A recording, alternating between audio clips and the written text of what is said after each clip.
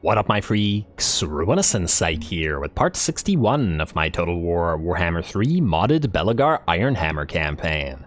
So as we saw last time, Belegar fought Grimgor in a pretty epic one-on-one duel that saw just how frightening Grimgor is. Granted, Belegar did win, and he basically doesn't have any points spent in his fighty line at the current time, so he's probably weaker than Grimgor just by virtue of that. Though you have to remember at the same time, even without his fighty line, his stats are pretty insane. 114 melee attack and 98 melee defense base, insane amounts of armor, pretty solid weapon strength. He's no Kroq-Gar perhaps, but maybe once we max out his fighty line, he will be. Who knows? We'll hopefully get a rematch with Grimgor at some point, especially because, well, he's pretty far up into the mountains, and we may not want to go too much further into Cathay, at least with Belegar's force.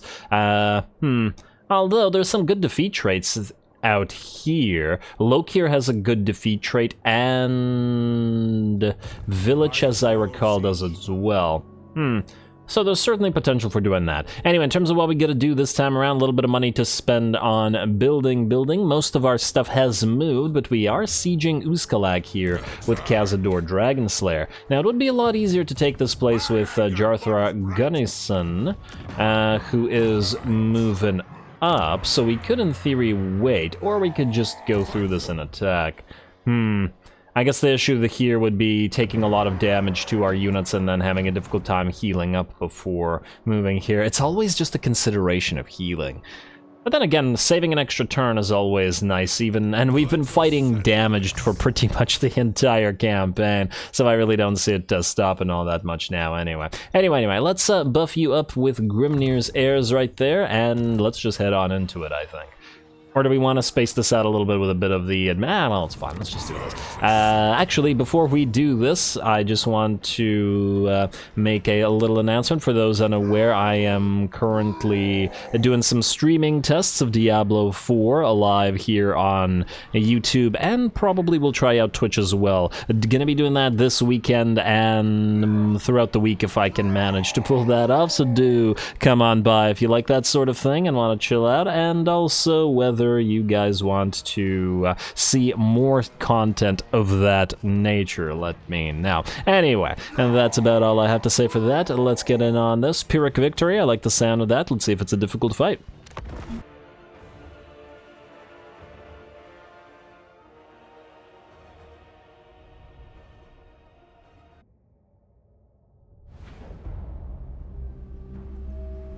That'll do.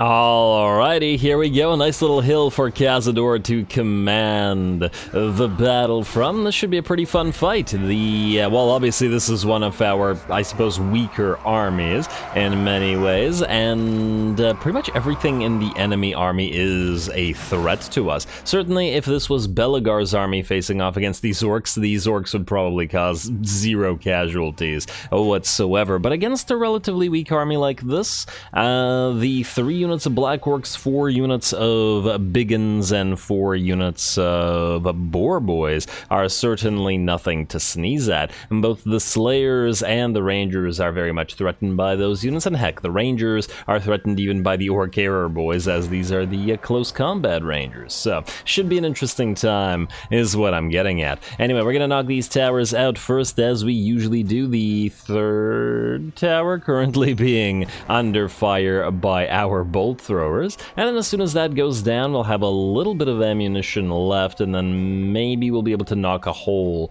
through one of the walls. That would be ideal, so that's what we're gonna give a try to. Now, this wall was already a little bit damaged from additional hits into the tower here, so this is the one that we're gonna focus on. Looks like it's gonna be very close. One of our bolt throwers is already nearly out of ammunition. We still got about 12,000 HP left on that wall, but by the looks of it, we should be able to bring it it down. Ah, one of the ammunition is done, but there we go. The wall drops, and that means we can start advancing forward.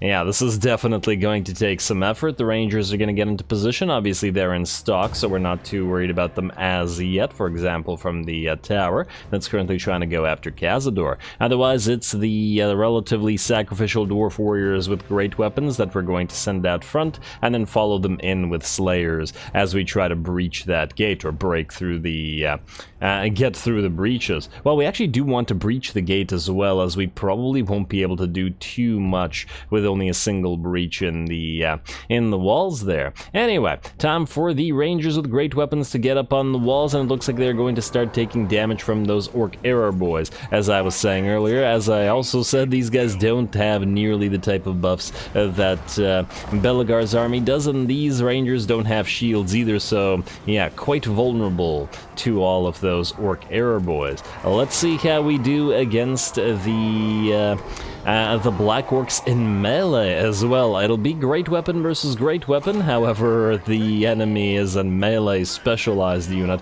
whereas we are not so much, let's say, with these guys. That doesn't change the fact that we're going to send every single Ranger unit minus, I think, one up on top of the walls. We'll keep one to be able to fire through the gap in the fort here, or in the fort wall here, but everybody else needs to try to take the walls and then begin to fire down. The Ulthar's Raiders are also up here, so hopefully they'll get some use, as they'll be better at fighting in melee than these guys. Looks like our Rangers are having a little bit of a tough time getting up on these walls, but we're going to make it a little bit easier by dropping that Assault of Stone. Granted, it'll probably hit a few Rangers, but it'll hit a lot more Black Orcs, so I do imagine that it should be worth it. Lots of enemy arrows are also hitting our Rangers, and as we can see, one of the units has dropped to nearly half HP, though the model count hasn't really significantly taken any damage. And yeah, Orc Arrow boys absolutely threatening to this army.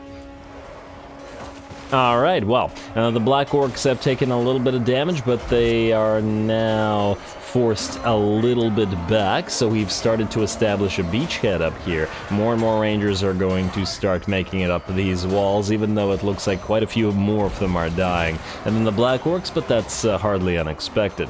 And these guys are down to 27 units, and well, these guys have plenty more, so Rangers, keep on climbing. We've also got the Ulthar's Raiders who are moving up and hoping to get a few more hits into the enemy, maybe chuck a few axes down on them, if possible.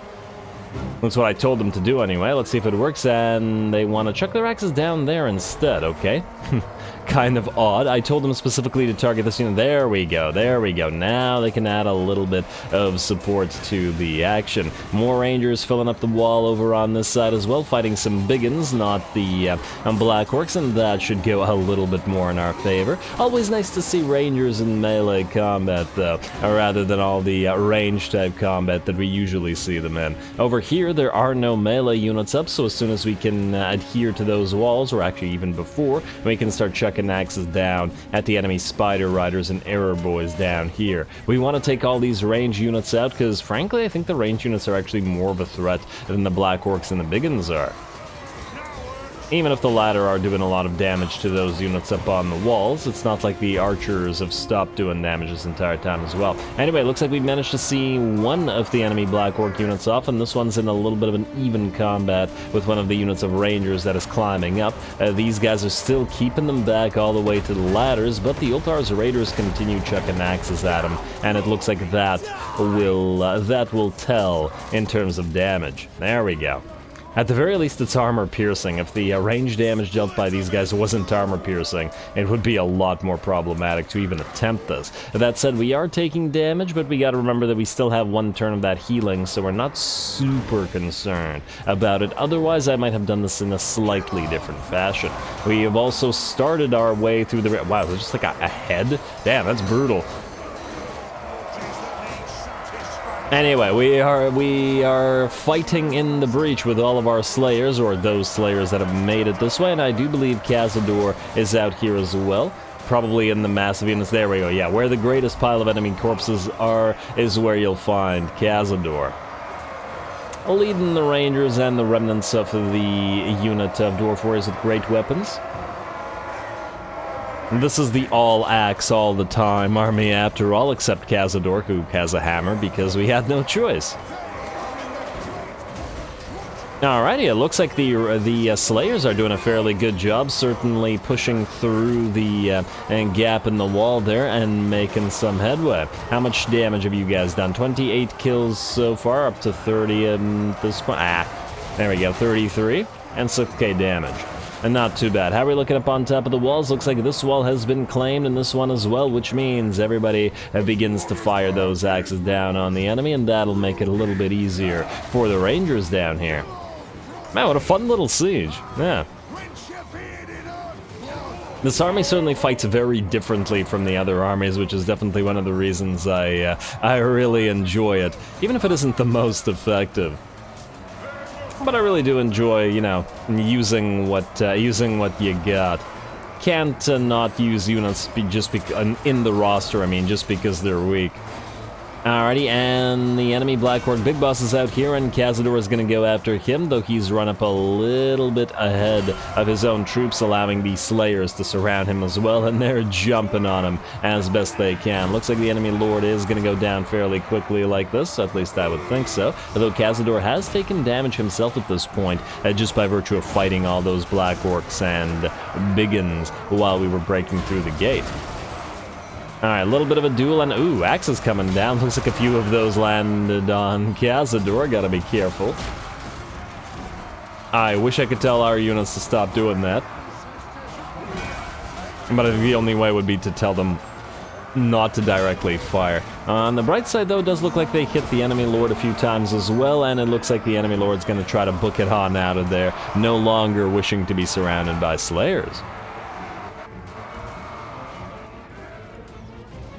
Alrighty, and the axe rain continues to fall on the enemy Orc Error boys. Looks like at least a few of them are about to be seen off, and most of the enemy melee units have been seen off as well, though clearly we have taken a fair bit of damage on a lot of our own units. Taking those walls certainly proved to be something of an effort. Perhaps not a Herculean one, but still a fairly decent one. This is definitely going to be a Pyrrhic victory after all this.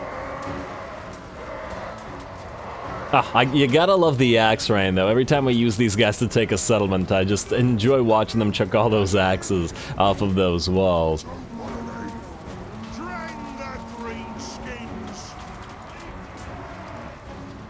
Now, alrighty, keep on chasing them down. Maybe knock that lord out if you guys can. Seems like our melee troops have slowed down a little bit, and ooh, the axes coming down on the straggler greenskins ain't so great because they're probably doing more damage to us at this point than they are to the enemy.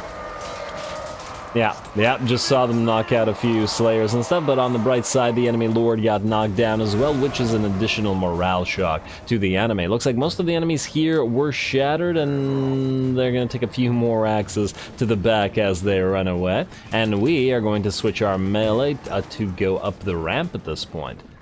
No longer needing to hold the walls by the looks of it. Our mob of melee is going to travel together. I don't believe the enemy has anything that really threatens us in terms of AoE. No casters, and I believe, let's see, this tower is a tier 2 tower. And this tower, okay, this tower's a tier 3 tower. We do have to watch out for this one, but it doesn't have very good range, so it would only be if we go past this area that it would pose any kind of danger. I was going to speed this up a little bit as we move just a little bit forward ourselves, and there we go. Those Black Orcs, or the remnants of those Black Orcs, shattered just as we move in. We're going to bring a few of them down in the press of Slayers, though.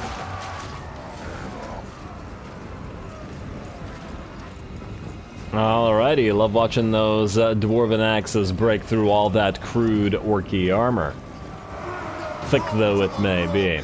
Alrighty, now it's time to break through another crude orky thing, which is this barricade. I'm forgetting what the dwarfen barricades look like. Are they like real fancy, or is it still just like a pile of junk?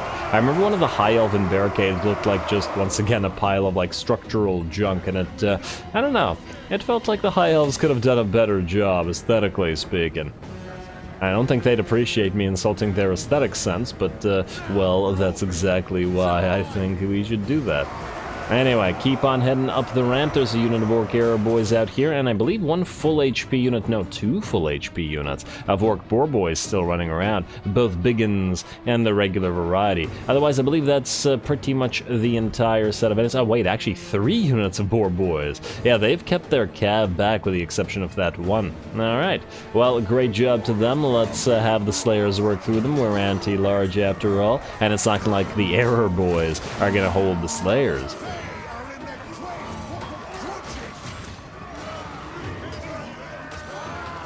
Well, they won't be in the Great Book of Grudges much longer, as they are all going to be dead shortly by the looks of it. And here come the Boar Boys. A nice welcome from the Slayers and their myriad axes. And over on this side, another unit of Boar Boys has charged in, though we do have axes thrown at them, while our sacrificial unit of warriors with great axes tries to hold the line. Not that it matters that they die, because we're going to, or if they die, rather, I should say, not that, because we'll be replacing them in this army anyway.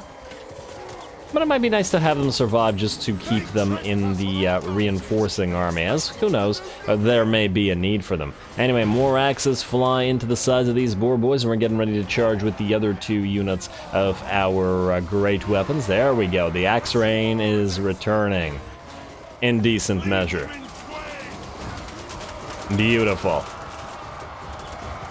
Yeah, I kept all the warriors with great weapons over on this side, whereas all of our slayers were on the other side. It looks like the axes are sufficient, and these Boar Boys are broken and running over on this side.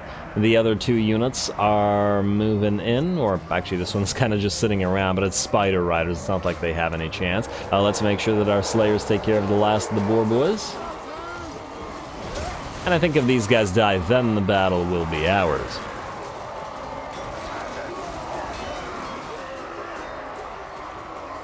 Gotta love these battles, all the melee, and even the short range, well, range as well. And there we go, it looks like those Boar Boys are shattered, and with them the rest of the enemy army is going to give up. Yeah, they kept 3 units of cav back that they really could have used while holding that breach at some point. Huh, these guys gonna fight for another couple of seconds? Alright, well, I'll let them fight. Now, okay, they're all moving, so I think that means they've shattered. Yes, they have shattered, and they're terrified. Wait, what are they terrified from? Huh. I guess Cazador has something that causes fear. That was a little bit surprising, but I can't complain. And as suspected, it is indeed a Pyrrhic victory, as we took quite a lot of damage, actually, making it up those walls. But that's hardly surprising. Also got to remember that the Slayers, I believe, or Slayers, these guys, the Rangers, don't have perfect vigor, so, and they would have had an even more difficult time up on those walls, facing off against the Black Orcs. But hey, they still managed to pull it off and give us a pretty great battle.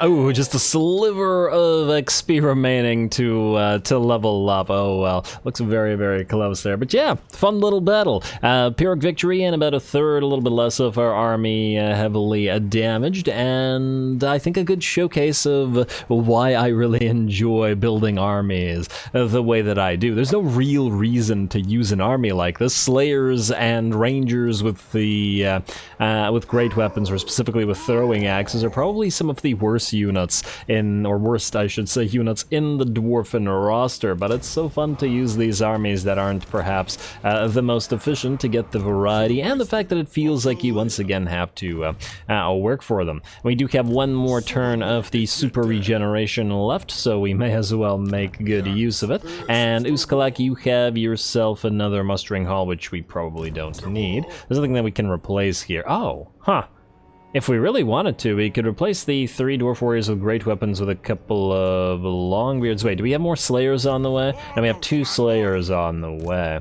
Yeah, well then there's no need. And then we could get a hero Wait, I forget. Is there any purpose to... Oh, yes, wait, I think there is. I was about to say, was there any purpose to getting a Thane in there? And unless I'm mistaken, Thanes have that thing that gives snipe to Rangers, right? Wanderers snipe for Ranger units. Yeah, that's why. So there is a benefit. And the other stuff doesn't really help that army, but this does, and we also need a Rune Lord in this, or Runesmith rather, in this army. Let's go for Confident, even though it ain't all that useful for this army, but who knows whether we'll get another good Thane, and I do know that we're going to delete this probably next turn. Let's give it a chance, but we'll probably delete it either way. We should also probably build defenses here, as this is in a place where we will most definitely need them. Actually, defenses are going to be needed everywhere around here. For the endgame scenario, I mean. Yeah, we'll have to keep that in mind.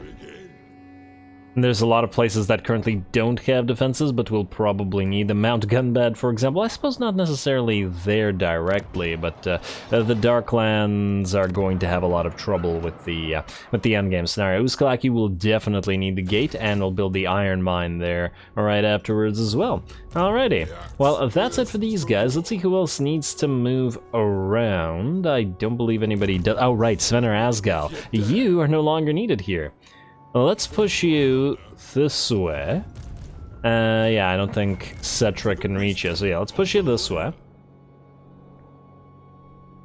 I'm just wondering whether it would have been more beneficial to sail you out here and help these guys out, but I think that Thora can probably handle the dead as long as they don't sail out here. We should be fine. Alaric, you know what? If you can move to Numas, let's just see. I hope that I'm not wrong about this. If we move you here, we should still be able to have Alaric help you out, unless I'm mistaken. Colonize. I was gonna try the ambush. Yeah, okay, they are still in range of each other, so they'll still be able to help each other out. Okay, so there's no reason not to take Numas then. Well, other than the fact that we don't intend to really keep it, we could just give it to one of our allies here, but we can take care of that later. This also means we can move Thorgrim and Halkan half this way, and perhaps Grimly this way as well. We have a few too many armies here now, but, well, at least it will be too many once the Exiles and the Khemri itself is gone. So we'll definitely have to send a few either this way to help out, or in the alternative, perhaps send them to start fortifying. It's still a long ways away until the endgame scenario, but still. Also, this is turn 64. We currently have 99 settlements. I think this is going very well. I think this might be the most successful campaign I've had. 99 settlements at 64 turns is pretty crazy, I think. Especially, I mean, I think doubly crazy with the fact that we can't regenerate troops properly because this is the Dwarfen faction, so it's going real nice. Let's see what else we gotta do this turn, though. Probably a few buildings, as I was saying. Blightwater, let's start with you. Oh, right, we were waiting to build this because it's ludicrously expensive and we're switching. There is still a few things that we can build, though. For example, the Deep Grung here. We don't, however, need the Urkul or... Yeah, no, we don't need anything else there because it's all going to get replaced once the once that location has stabilized. Crookback Mountain, you have the iron mines, and I forget, can we build something special here? No, that's not for us, but Darkhold has money, and therefore everything here has to have money, meaning Scrat mines and... Oh, wait. Don't build anything here because Constructor Morgrimel is going to move and allow you to build 2 income buildings. Yeah, okay, fine. And then we will not build anything there. Well, at least in this place, which is the Desolation of Asgore. Well, let's go past that. Peak Pass. Was there nothing to be built here? Well, 2,000 gold, not too crazy. We'll build the Toolmaker's Workshop in our Slayer location. And Death Gorge, keep building that, or cool, it's not crazy expensive anyway. And Granary here, why not? And do we need defenses at Death Gorge? I mean, if the endgame scenario spawns orcs, they will be out here. No, probably not.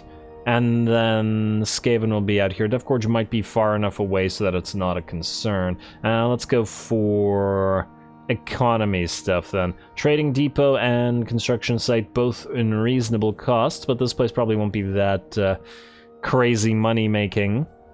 So I think trading depots are probably the way to go here, rather than the construction site. Though I guess we could do both in the minor locations, which means let's start with the construction site and go on to the trading depot after.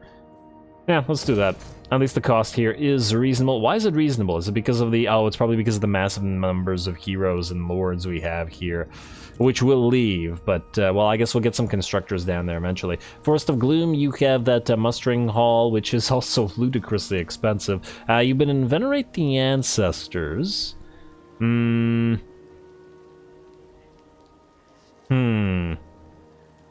I'm just wondering whether to switch. We're still going to be using this place for capacities of all kinds, which means runesmiths and engineers and whatnot. In fact, we might as well build an engineer for the little bit of extra research rate, even at 3.1k. Although, I suppose we wait a turn or so until Constructor Furrowbrow gets here, so not super necessary. Ivory Road, you're up next. Great Hall of Greases, which we are keeping, basically for... Oh wait, no, we're not keeping it. We're trading it to Greasy. But we gotta make sure that we take the other territories here.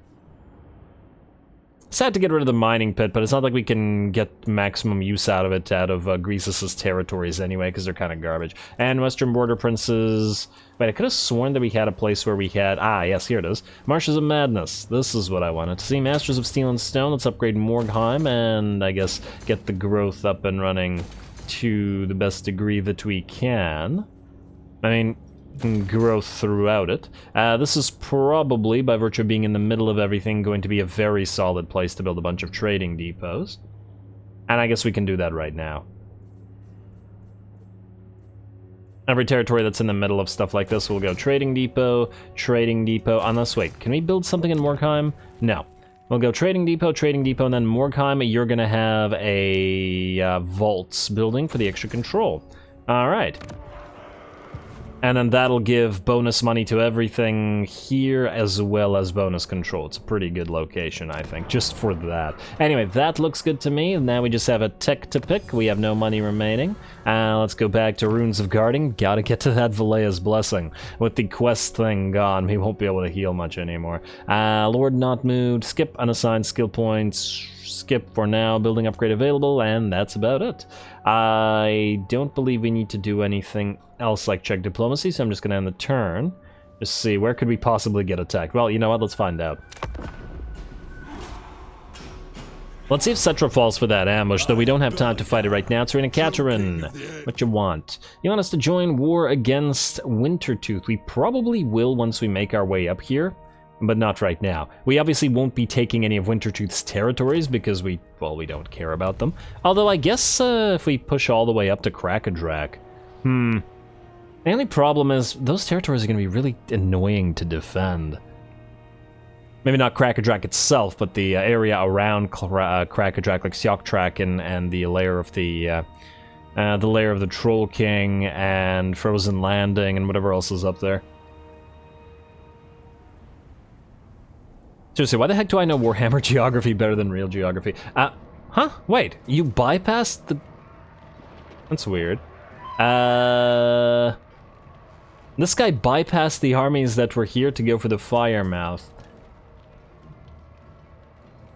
You know, we don't have time to fight this right now, and I feel like this is kind of a waste of time in terms of the goodness of the battle, so I'm not gonna bother. Let's just ransom the captives. Either way, no matter whether this little army won or not, our armies that are standing right beside it would have destroyed it anyway, so meh. And ambush foiled Alaric Ranulfson. That's not the one I was thinking of. Oh, Drika's gone. A sad day. Yeah, so what I was saying was, even if these guys did manage to take Firemouth, Fimber would have immediately destroyed that army, and all it would have done is cost us a little bit of annoyance and time, but otherwise, no big. Alrighty, and let's see. It looks like nobody attacked us. Belegar is now in border with Grand Cathay, although we probably won't be keeping the Mog... Well, actually... It is a mountain territory. Maybe we'll keep the Maugate, and we'll keep the stuff in the mountains of Morn, but we'll get rid of this stuff, get rid of the stuff around here, I guess. And there's things like the Haunted Forest. How much is this worth from sacking, I wonder? Barely anything. 3.6k. Damn, I was thinking that this is their capital and it's probably, by the looks of it, tier 4. And would be worth a little bit more than 3.5k, like 10, 14k or something like that, but apparently not the case. Anyway, with that, we're pretty much out of time, so I'm going to call it here. Unfortunately, Cetra did not end up attacking us, but Camry is within sighting distance, so we could either sit outside it and try to force him into an attack on us, maybe send Thorgrim out there as well, or at least close to it, because his bombardment would certainly take care of business. Aha, and it looks like Stormhenge will fall to our friends, the Border Princes. Finally, there will be a reason to trade our Gallus back to them, because, well, that's why we've been keeping it, in order to trade it to them. We just gotta make sure that we take Gorgazan rather than them, or else we'll not be able to get both. Anyway, calling it here, we'll find more battles next episode, whether they be against Khemri, or whether they be against the Slaves of Jar, or whether they be against the dead in the mountains. So stay tuned for that. Don't forget to leave a like and comment. Don't forget to check out the streams if you're into that sort of thing. All glory to the algorithm, and thanks for watching.